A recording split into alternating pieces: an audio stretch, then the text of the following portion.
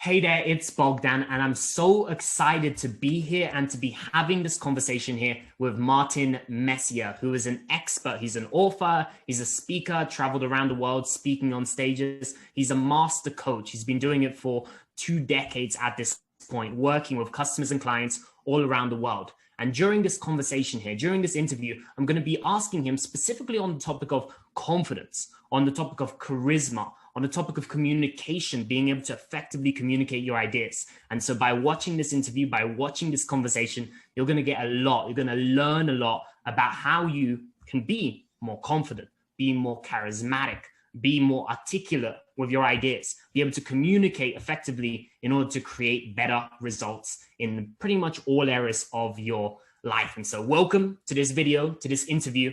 And I'm so excited to be here with my guest here, with Martin Messier. So glad to have you here. Oh, it's my pleasure, Bogdan. Thank you so much for inviting me.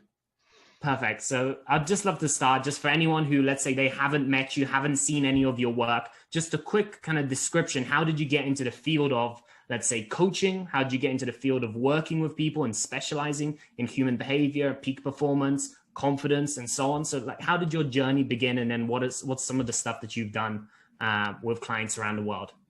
Well, it really began with me trying to solve some of these issues for myself, right? And, really my big struggle was around relationships and feeling secure in them as a person and also as a contributor.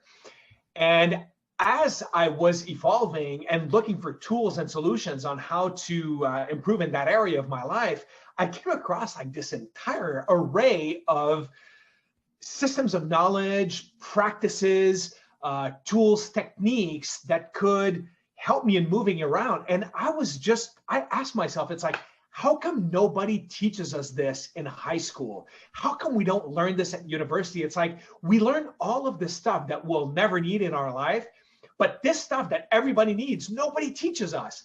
So that's really when I sat on my path to start and share some of these tools, some of these techniques, some of these knowings with others to spread them so that people who, like me, were facing some of these challenges would be able to overcome them.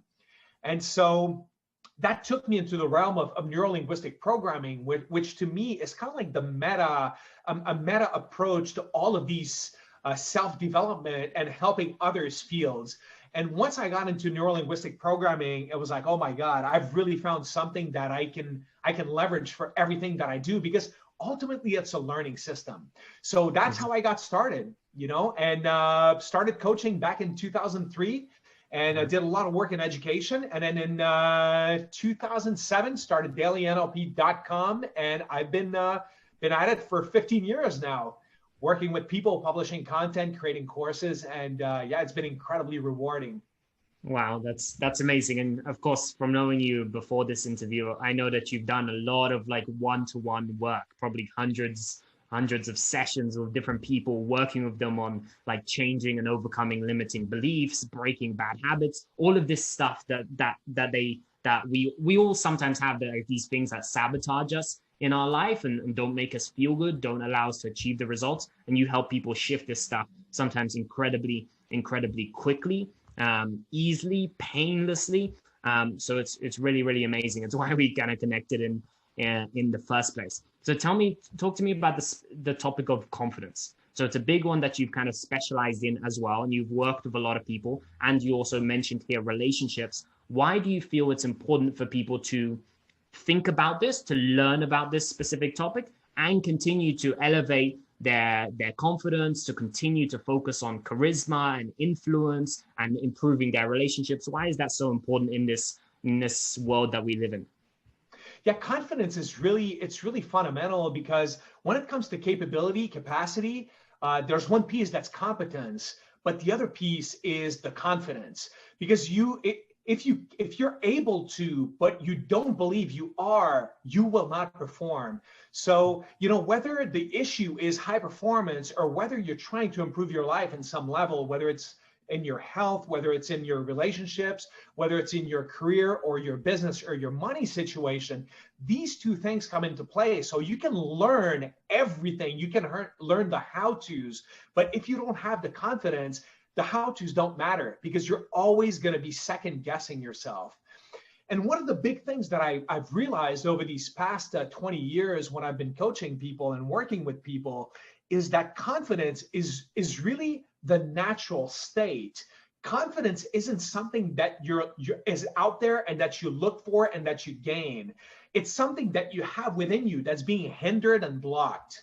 So over time, what we do is way more removing the blocks to confidence than trying to look for something that's not there. The confidence is already in all of us, basically. And I give often to my clients several different examples. It's like where confidence is just flowing naturally so that they can get it anchored and understand where I'm coming from. It's like, yeah, but is this really confidence? Yes, it is, because they think it's just doing these big things and becoming like Steve Jobs and taking on these humongous challenges.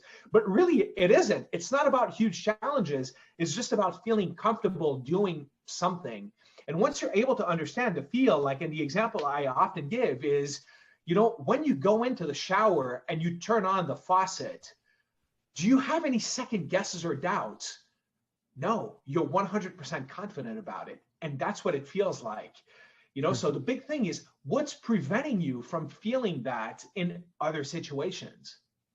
Like social situations, like let's say making a big decision, a big step forward. A lot of people have goals, like they want to do some creative thing. They want to like write a book. They want to create a website. They want to start their own business because maybe they don't want to work in a job anymore, or they want to get out there and like get into a relationship, or like just put themselves out there in a networking setting or a social setting, but they don't have that certainty, like you said. So you're saying, and I love the example that you give about the like growing up. We have no limits, like a baby, like a child. There's no resistance to like playing with other kids, like growing up. Like there's a natural sense of confidence, of playfulness, of putting ourselves out there. And then we start to like question ourselves in social settings and in terms of our confidence in our lives. So I really, really love that example that you've shared with me before this. So what have you found that blocks people? So let's say someone watching this and maybe they have a lot of doubt.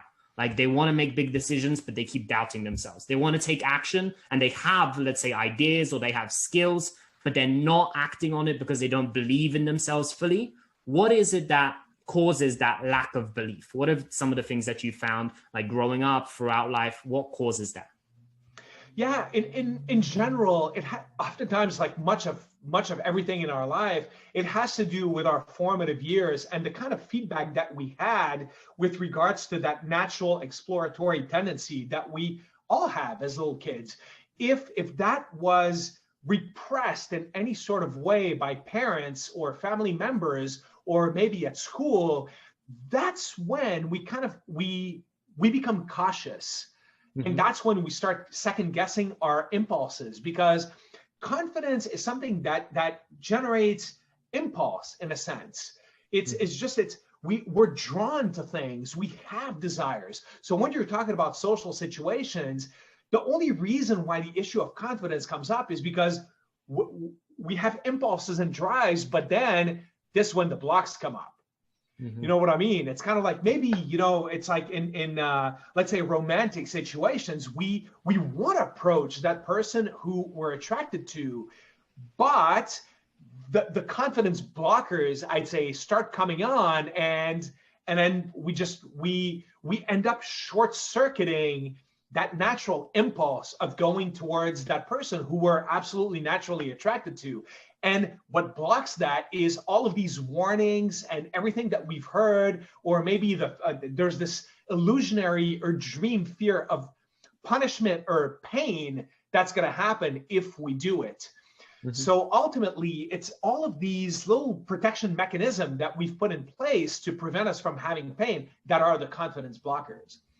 Wow, that's really profound. And so here's another question. So let's say someone's watching this and they hear you say that, like there's these blocks, and they may be thinking back and thinking to themselves, oh yeah, like sometimes I do let fear stop me. Sometimes I do second guess myself. Sometimes I do feel these confidence blocks and I feel anxious in social situations, or I don't put myself out there because I'm afraid of, let's say, like that's a big one. I'm afraid of what other people are going to think of me. So these things, they come up.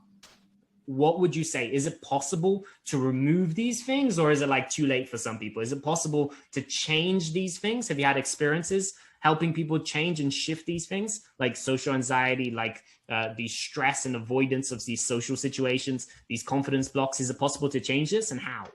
Yeah, absolutely. Absolutely. Because, and the first thing to address this is to realize that we put labels on things. Like, for instance, now you mentioned social anxiety, and then people will come to me and they say, hey, Martin, I have social anxiety. So just a phrasing of that, when you listen to it, it sounds like they have a thing, right? But social anxiety, it's vaporware. It doesn't exist. It's nothing. All it is a label that you've put on a process that you go through to short circuit yourself. So what you call social anxiety is nothing more than a series of thoughts, maybe images or voices that you hear in your mind that end up short circuiting the problem, and then you paralyze yourself instead of going forward as you would like. Can someone go about changing that, and how do they start that process? Yeah, the first thing is really breaking open that black box. You know, when someone comes to me and says, well, I have social anxiety. Okay, well, let's see what that means for you specifically.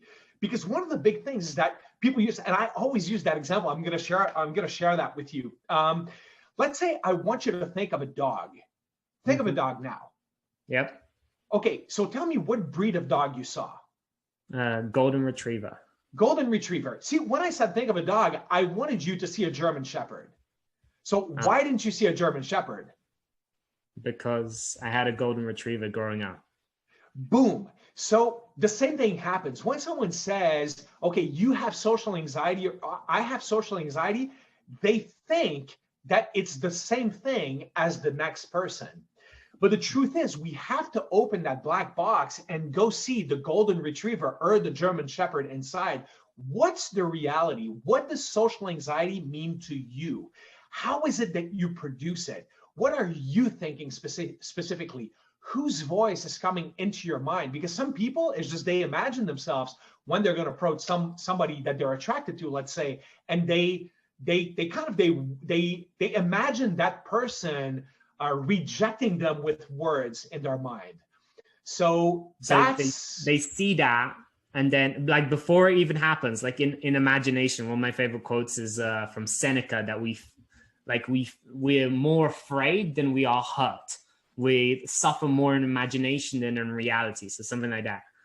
Yes, absolutely. So in that case, that person will process it that way. In the case of the other person, that person is going to remember like their group of friends. They're going to imagine their group of friends making fun of them if they do get rejected. So what they're calling social anxiety means one thing for one person and means a completely different thing for the other person. And so what we have to do is break open that black box and start seeing what the process is. And once you see what the process is, then you can start making changes to the process and working at several different levels of that. And then you can just remove those blocks, and then the confidence start flowing naturally once again. And one of the other things that you told me about before, and I've seen myself doing this work, is like, it's not just when you do break that open, it's not just, for example, you mentioned the romantic setting. It's not that now you approach that person rather than not approaching that person. It's also now, let's say in the career and in your workplace, now you do go and ask for the raise rather than not doing so. You do go and let's say follow up with a client instead of not doing that because you fear that rejection. So it kind of ripples out and it transcends into various areas of life. So you said that the first step is to break apart that black box, and you actually have a lot of training on specifically like how do you what's the patterns that people play out, and then you have processes that you walk people through, like tools, techniques that helps kind of interrupt that process then and there and puts them on a new path. Yes exactly. And the beauty is exactly what you're saying, is that once you learn the process that you can walk yourself through, it's kind of like a checklist, and you experience what happens in that one area of your life, then you take it into every single area where you've got impulses that are getting broken by those confidence blockers, basically. So you just run the checks and you're like, oh, I see what's going on. This is completely imagined, and I'm doing it this way. So let me fix it. Boom, boom, boom, boom, boom. There we go. We open the floodgates, and now you're able to move forward again in those areas. So it's kind of like this meta ability that once you have it, it affects every area of your life, if that makes sense. That makes total sense. So that's amazing. That's by itself, I hope to anyone watching this, incredibly valuable, because it's a whole new way of thinking about anxiety, stress, social situations, fear. It's a whole new way of thinking about this. And if you adopt that philosophy, and especially if you learn the tools and techniques that Martin has been kind of developing, refining, he learned initially, but then has been playing around with and testing for, like he said, almost 2 decades, like you can plug that in, and these changes can happen incredibly, incredibly quickly. But let's shift gears a little bit. So confidence, you talked about a little bit about the internal process. Talk to me about, and share a little, if you will, about charisma. So share a little about like the importance of connecting with other people, of building rapport, and what gets in the way of people doing that and being able to influence and share our ideas effectively. Yeah, because the thing is, I mean, confidence is the inner game, right? And then once you're able to open those floodgates and start moving forward and expressing yourself more confidently, then charisma becomes the outer game. This is how you are projecting yourself onto the world. And I mean, we all know those people, these people that they walk into a room, they light up the place, everybody wants to be around them, everybody feels attracted to them. See, I think that's our natural state as well, which is why everybody gravitates to little kids, So the little kids, they have the confidence and the charisma, which is why everybody gravitates to them. And I think if we're able to sort of claim that back from ourselves by removing those blocks, then we're able to start projecting onto the world. So once that's open, that's when rapport really kicks in. And rapport is the ability of establishing relationships of responsiveness with one another. Like, for instance, you and I, since day one, it's just we have that rapport. We have that sync, and we play off of one another in all of our interactions. And that's not by chance. It's because through your own evolution, my own evolution, we've learned how to make that happen. And you make that happen often with several different people, and the same with me and everything that I do. So once you're able to take those tools and you feel confident about your ability to build rapport because you understand how rapport works, then life becomes magical, because everything that you want in life, if you're unable to get it for yourself, somebody else has it and can give it to you. So once you're able to establish rapport, that's really when things open up and you're able to get everything that you want basically out of life. So I think it's a magical core skill that people who learn, live life at a different level, right?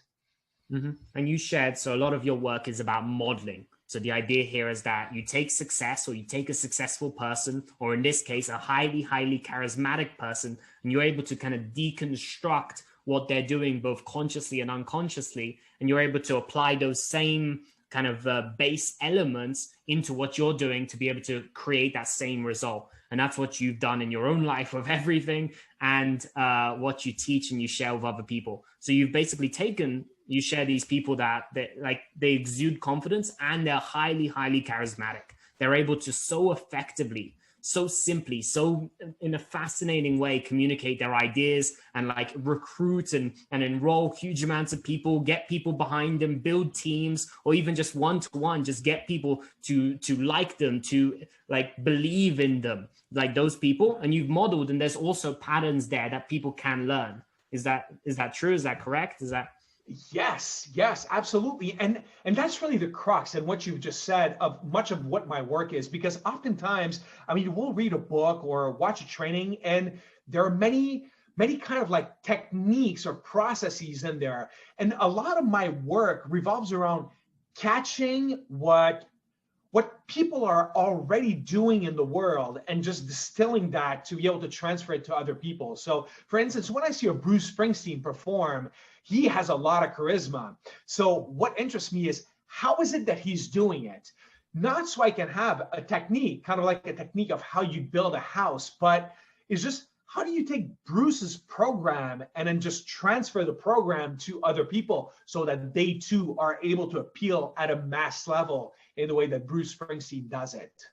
Wow, that's amazing. And so just to kind of recap for anyone watching this, so we started on the topic of confidence and kind of the importance of confidence, like super important. Like if you're able to fully believe in yourself, you're able to take what you already know, the skills that you already have, and it amplifies it. You begin to perform, you begin to implement rather than second guessing yourself. And then on top of that, we learned from Martin that there's these confidence blocks that we basically develop, like from childhood, growing up, from our environment. We develop these things. We get rejected, we get hurt, and now we stop ourselves because of that, and we build up these blocks that block our natural confidence. And then we can change that. We can begin to unwrap that onion, unpack it, and now we're able to have our natural confidence back. To get it back, we believe in ourselves, we believe in our ideas, in what we can share with the world. We start to take more action, we start to get better results, and not just one, in all areas of our lives. And then on top of that, confidence is the inner game, and then charisma is the outer game. Confidence is what allows you to move, let's say, just in like a relationship example, allows you to go out there and speak to that person that you find incredibly attractive, or allows you to finally go into your boss's office and ask for that pay raise that you've been thinking about in your mind, asking for a long time, or approach that person or that client and want to start doing business with them, or form some type of partnership with them. Like, it's what allows you to do that. And then charisma is the second part. That's what allows you to do that thing effectively. How do you take ideas or knowledge or whatever you have, and how do you communicate it? How do you build rapport with someone so that you're able to connect quickly to be able to do bigger, better things in the world? That's what we learned from Martin here. And then, so for anyone, let's say, watching this, and they're like, oh, this is amazing. Like, I wish I learned this stuff in school. Like, what could be a next step? Of course, we just launched a masterclass. If you could tell people what this masterclass is about, like why we created this together, why we launched this just recently, why we launched the Confidence and Charisma Accelerator Masterclass, what it's about. If someone's on the fence or they're interested or they haven't heard of it, like, why should they join? So tell us a little bit about that. Yeah, absolutely. I mean, I think that we created the class because both you and I recognize that these are fundamental skills that any human being who intends to have any level of success in life must master and learn. And so the thing is that the masterclass covers the three most important bases, which is first, unblocking the natural flow of confidence. Second, helping you understand how your emotions work. So instead of you being held hostage by your emotions, you become empowered and fueled by them. And then third, how do you deploy that charisma onto the world? What are the rules of rapport? How do you use them so that you're able to establish meaningful connections with the people that are going to help you evolve, and that with whom you can build teams so that you can be successful, either the two of you if you're a small team, or at a mass level with a much bigger team. And professionally, yeah.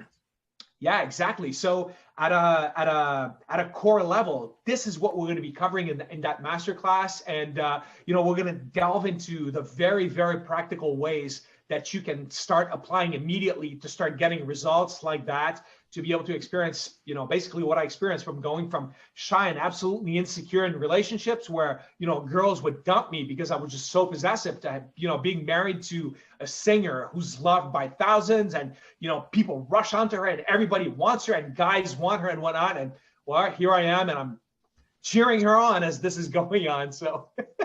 Wow. That's amazing. And so if anyone here, let's say you're watching this interview, you'd like to learn more, you'd like to explore these tools, these techniques, the practical stuff that Martin's talking about here, that he's developed and tested basically over the course of 20 years, for how someone can shift their confidence and can be able to level up their charisma. If you'd like to learn that, there'll be a link somewhere below this video where you can check out the Confidence and Charisma Accelerator Masterclass, put together primarily by Martin. I assisted with that process as well, and we'll be hosting there. if you'd like to learn more about it, there'll be a link down below. You can go there, you can get all of the details. If you have any questions, you can reach out to us as well, and you can go and you can register your spot, and you can go through that masterclass, and you can take, again, your confidence, your charisma to a whole new level. You can learn how to connect with people more quickly, more easily, more effortlessly. How you can turn like social anxiety or whatever it is, the fear, the nervousness in social situations, and develop a sense of confidence, develop some new patterns that allow you to approach your situations with more calm, with more presence, with more confidence, rather than that. And then, of course, by doing all of that, you're able to achieve more in your relationships, in your business, in your career, in virtually all areas of our lives, because the one constant is people. If we learn to communicate and we learn to get people to believe in us, and for us to believe in people, we're able to do so much more than we are ever to do alone. And so for anyone watching this, just Martin, some final words. What would you say to someone to inspire them to have an amazing day and an amazing future? Go and wrap this up for us.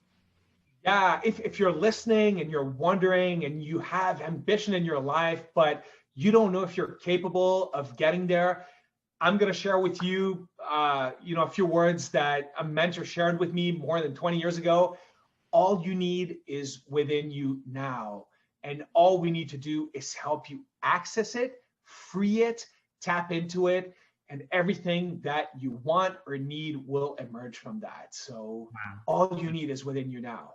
Really, really powerful. And so thank you for watching. It's always a pleasure talking with you, Martin, and your knowledge and the Likewise. It's always so amazing. So thank you for taking the time here and doing this interview and being able to share just a drop of your wisdom here that you've developed over 20 years, coaching people, just like in the trenches, doing the work.